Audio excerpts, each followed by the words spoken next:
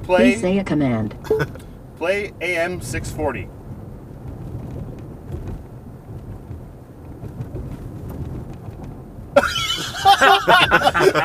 It just... What happened? Okay, let's try again.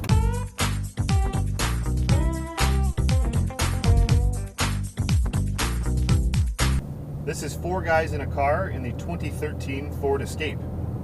So this Escape is all new from Ford for 2013, and it's a global product. It's an SUV they're going to sell all around the world, called Escape in North America and called the Kuga overseas. Well, as you guys well know, our family vehicle is an Escape. It's an 07, so the old boxy version of it. And this thing is sort of the polar opposite of that car. Our Escape is very upright, basic, simple, old school V6 engine, 4-speed automatic. And this thing is all about high technology, really advanced design, turbo boosted engines. I mean, Ford is really pushing for the outer reaches of the segment with this thing. What's a turbo boost engine? Turbo boost. It's what the Knight Rider had. How is it back there? I mean, it's supposed to be slightly smaller inside, but yeah, there's a lot of room here, particularly behind Brad because he's short. I'm very comfortable actually.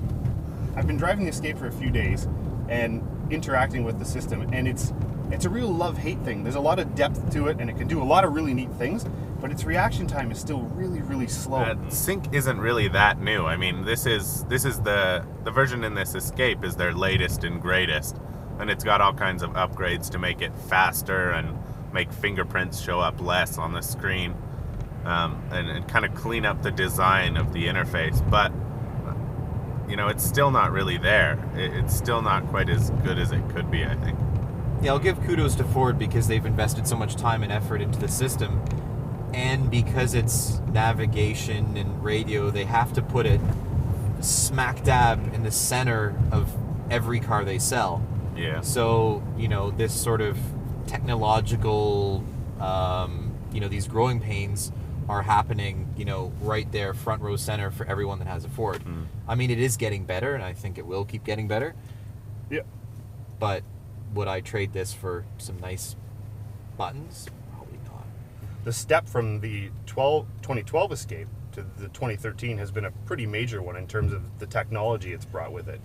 This is like a choice of two different turbocharged engines. It's got active aero shutters on the front. It's got, panoramic roof and, geez, what else in this? Active park assist, the blind spot assist, but it also has the cross traffic or something assist thing. Which is pretty neat. If you're backing out of a parking space, the sensors in the back of the bumper will look for cars coming, so if you don't see them, it beeps at you, which is kind of a neat feature because, as Matt said, with this curvy body, it can actually be kind of hard to see out of this at times.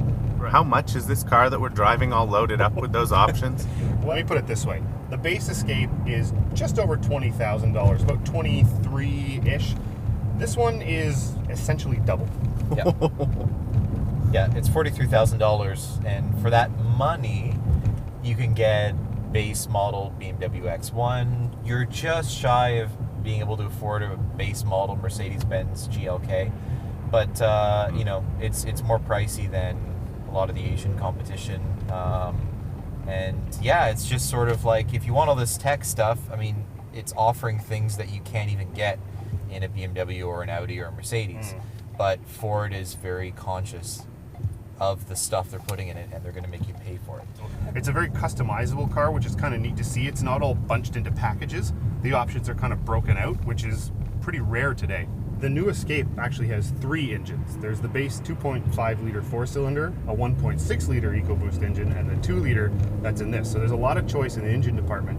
Matt has driven the 1.6 and actually says it's the engine to drive. Am I putting words in your mouth there, Matt? Yeah, but they're right. No, you're right. The 1.6 is really the choice engine. The 2.5 is pretty much that's honestly a throwaway. It's just so they can get the base price really low to get you into showrooms, sell to fleet customers. But the 1.6 is, I think, the sweet spot in the model lineup. It's not too pricey, and it's got plenty of power. You'll be fine.